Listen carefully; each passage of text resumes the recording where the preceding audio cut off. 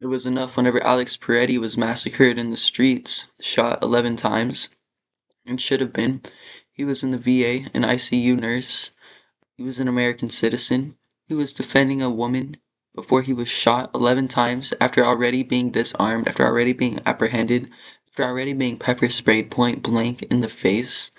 If that wasn't excessive force, police brutality, I don't know what is, but it still hasn't been enough to see a big outreach, a big cry for change. ICE is now going door to door. ICE is now breaking down doors like they're swatting houses. They have SWAT gear.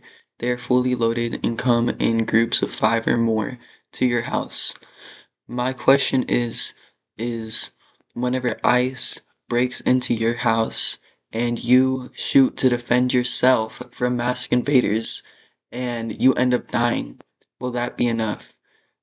How will the government spin the story of your death to the masses to make a certain percent of them okay with it? What will be the outrage for somebody being shot in their own home by ICE for simply defending their own property when that is completely legal? How many more amendments have to be taken away before enough is enough? It's what when is enough enough? And they keep testing us, they keep escalating one by one to see what we can handle, to see what we won't, to see what they can get away with. If we keep letting the government, if we keep letting this administration, if we keep letting ICE commit crimes against humanity, against their own citizens, then before we know it, it will be too late and we will be in an even worse state than the McCarthy era.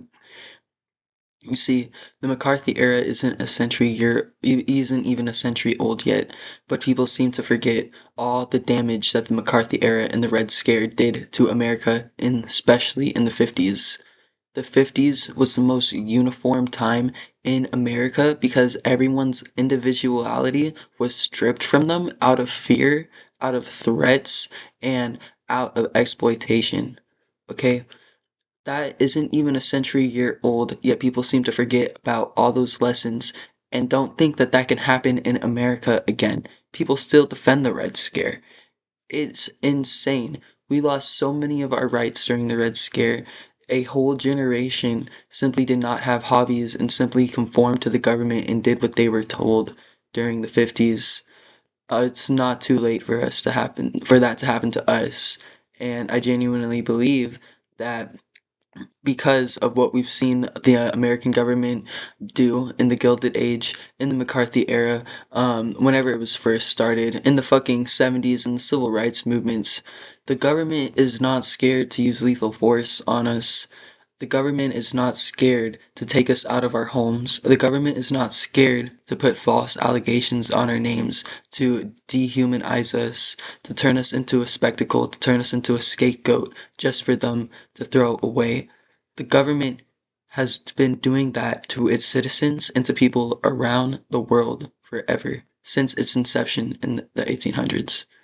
Okay, um, if we continue to let these instances of injustice slide, the 1950s will come back 100% times harder, and we will all be a slave to the American government and to the white supremacist ideals that this current administration is pushing. Um, it all starts at ICE. It all starts at our revolution against this government agency and the takeover of our human rights. One by one, before all of them are gone, we need to defend ourselves. Moving on from that, I would also like to talk about how during the 2020 ACAB movement, during the post George Floyd era, a lot of dialogue talking about defunding the police or police reform would bring up the point that police only jump cut. My camera fucked up, so I gotta repeat the last 2 minutes of this video. The amount of training for a police officer is between 1,000 to 2,000 hours, depending on the agency. That involves typically 1,000 hours of academy training time before they are put in field training for around 4 months to a year. Once again, depending on the agency, so that equates to about 2,000 hours of training. During the ACAB movement, during the post George Floyd death, that whole 2020-21 era, the big talking points for cop reform and defunding the police were that they only had that amount of training, and that is not enough. That is not nowhere enough amount of training to be playing God with someone's life, and that police need to get more training. Now, um, ICE agents only get 42 to 47 days of training and are armed with guns.